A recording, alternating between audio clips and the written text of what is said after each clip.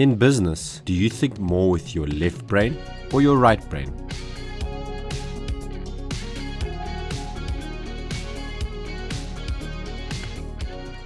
Yeah, it's a wonderful topic you've just touched on, and it reminds me of a very charismatic person that I had met just before I started Goldor actually, and I was going for a psychometric test for a company, for employment reasons, and I get there and I'm nervous as sure. I was all pumped up and probably shaking and not knowing what to expect, and then I get greeted by this guy. I've never seen someone sort of in real life terms like that. Long hair, and even his beard was in a ponytail, and then the first thing he says to me is, "What's the time?" "It's breakfast time, I'm hungry, how many eggs would you like?" And our psychometric test started off while he made me breakfast and we had a chat. And then he had asked me he was trying to get into my mind, It's almost like a tarot card reader. I could feel him he's trying to work out the mechanics of how I think, not how much I know about anything. How does my mind work? And what he said to me is that my mind works with pictures. I work with pictures and sort of movies in my head. I don't work with numbers and, how can I put it?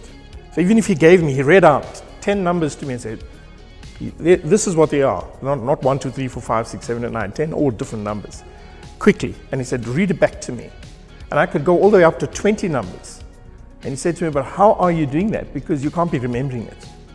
And I said, "Well, as you're reading them, what's happening in my mind is I'm seeing them going up in lights. So all I've got to do is look at it, basically, in my mind. And when you ask me what it is, I go back and read it. So I'm not remembering anything. So I think in pictures." And he said to me that there are not very many people in the world that have that very strong left and right brain. One of them, believe it or not, was Einstein, who also played the guitar and thought he could sing. And I have some photographs of him posing with his guitar and his very fashionable leather sandals, etc. And his crazy hair, of course. But it seems like it takes a special type of person, a different type of brain. You've got to be playful in your thinking.